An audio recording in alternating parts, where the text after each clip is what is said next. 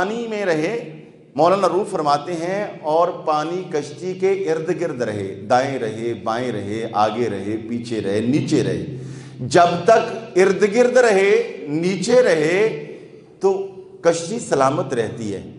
اگر وہ پانی کشتی کے اندر آ جائے تو کشتی بھی تباہ، کشتی کے سوار بھی تباہ۔ ہونا کیا چاہیے؟ یہاں پر اس کی وضاحت حضور سیدنا غوث اعظم رضی اللہ تعالیٰ عنہ کے اس قول مبارک سے آپ فرماتے ہیں کہ دنیا کا مال خوب اکٹھا کرو، ہاتھ میں رکھو یا زیادہ سے زیادہ جیب میں رکھو، دل میں نہ رکھو۔ اگر دل میں آ گیا تو اس کا مطلب یہ ہے کہ پانی کے اندر، کشتی کے اندر پانی آ گیا، پھر تباہ ہو جائے۔ آپ فرماتے ہیں کہ تم ابن الدراہم نہ بنو، پیسوں کے بچے، پیسوں کے بیٹے نہ بنو، پیسے کو مٹھی تک رکھو، اس کو ضروریات تک۔ تو پیسہ منزل نہیں ہے، تجارت منزل نہیں ہے، منزل کو پانے کا باعث ہے۔ اگر اس مال کمانا شریعت کے اندر، اسلام کے اندر ناجائز ہوتا، محنت کرنا، آگے بڑھنا، بڑا تاجر، پھر کمپنیز بنانا، برانچز بنانا اور آگے بڑھنا، اگر یہ منع ہوتا تو میرے بھائیوں پھر زکوٰۃ کا نظام کیوں ہوتا، پھر عشر کیوں ہوتا؟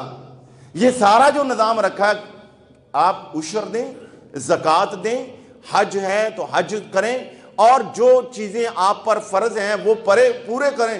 اس کے بعد آپ دو گاڑیاں لے لیں، آپ 2 فیکٹریاں بنا لیں، 5 برانچز بنا لیں، جتنی مرضی بنا لیں، کوئی اس پر جو ہے وہ آپ کو روکنے ٹوکنے والا نہیں ہے۔ بلکہ اگر اس کے مطابق کریں گے تو شریعت کی نگاہ میں یہ اچھا ہے۔ حضور نبی اکرم صلی اللہ علیہ، اور یہ اسلام جو ہے آپ جانتے ہیں، اگر آپ اسلام کا دور اول پڑھیں تو آپ ذرا پیچھے جائیں، ہم اپنی تاریخ کو پڑھیں۔ یہ جو اسلام بر اعظموں میں پھیلا ہے، یہ ہمارے ہند سندھ میں جو اسلام پہنچا ہے، یہاں پہ آپ جانتے ہیں، پہلی بات میں نے پہلے بتایا، اس علاقے میں پیغمبر نہیں آئے، یعنی کوئی قطعی دلیل نہیں ہے، کوئی ظن ہے، گمان ہے، اندازہ ہے، وہ ایک الگ بات ہے، مگر کوئی قطعی دلیل نہیں ہے کہ یہاں اس علاقے میں پیغمبر آئے ہوں، مگر دین تو آیا۔ اور یہاں پر سب سے پہلے کون آئے؟ مبلغین نہیں آئے، دائی نہیں آئے، یہاں پر مسلمان تاجر آئے، جنہوں نے اسلام کی تہذیب، اسلام کا تمدن، اسلام کی تعلیم اور اسلام کا پیغام کس طرح وہ یہاں آئے۔ وہ تو مارکیٹوں میں رہتے تھے، وہ کوئی مسجدوں میں تھوڑا آتے تھے، کوئی محرابوں پہ بیٹھتے تھے، وہ کوئی تبلیغی چلہ لگانے تو نہیں آتے تھے، وہ تو اپنی تجارت کرنے آتے تھے۔ اسلام کیسے پہنچا؟ اللہ اکبر، وہ اپنی تجارت کو امانت و دیانت کے اصولوں پر کرتے تھے، اس کی وجہ سے ان کے اخلاق کے ذریعے کرتے تھے، اور اس اخلاق کی بنا پر جو ہے پھر جب وہ لوگ ان سے معاملات کر، مثلا ان کی طرف پیسے زیادہ آ گئے تو وہ واپس کرتے تھے، زیادہ لیتے نہیں تھے۔ اور کیا ہے، مسلمان تاجر سبحان اللہ مشہور یہ تھا کہ وہ اپنی چیزوں کی خوبیاں کم بیان کرتے تھے، عیب اور نقص زیادہ بیان کرتے تھے، اور جب 2 نمبری نہیں کرتے تھے، 1 نمبری کرتے تھے۔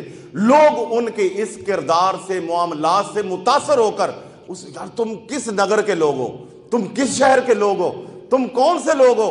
تو وہ پھر کہتے تھے یہ سچائی، یہ امانت، یہ دیانت، یہ حقیقت ہمیں ہمارے دین نے بتائی ہے، ہم نے کلمہ پڑھا ہے۔ کون سا کلمہ پڑھا ہے؟ جب وہ سناتے تھے پھر کلمے کے اندر بھی، ایسے آدمی کے کلمے کے اندر بھی تاثیر ہوتی ہے، بس وہ کلمہ لوگوں کے دلوں میں اتر جاتا تھا۔ تو اس لیے یہ آپ بھی بزنس کریں، کاروبار کریں، محنت کریں، جو مرضی کریں، یاد رکھیں ایک بات ذہن میں رکھیں، پیسہ یہ جو ساری چیزیں ہیں، یہ دنیا جو ہے یہ دارالاسباب ہے۔ اسباب کو بروئے کار لانا، تدبیر کرنا، یہ میرے نبی پاک صلی اللہ علیہ وسلم کی مبارک سنت ہے۔ ہم نے تو صرف اچھا ایک ہی چیز رٹ رکھی ہے نا، کہ جو 3 مہینے چولہا نہیں جلتا تھا، اس میں کوئی شک نہیں ہے، مگر اس سے پہلے بھی ہے کچھ۔ وہ کیا ہے؟ حضرت عمر فاروق رضی اللہ تعالیٰ عنہ فرماتے ہیں، کانا یازلو نبی صلی اللہ علیہ وسلم بسانہ، کہ حضور نبی پاک صلی اللہ علیہ وسلم اپنی تمام ازواج مطہرات کو پورے سال کا راشن عطا فرما دیتے تھے، پورے سال۔ ہم مہینے کا رکھیں، کسی کو پتہ چل جائے تو لوگ کہتے ہیں، یا کوئی بندہ اس طرح اپنا مینج کرتا ہے، وہ بڑی فکر ہے یار، تینوں تو ہر ویلے بس بیوی بچن دی رہندی، تینوں تو کچن دی رہندی۔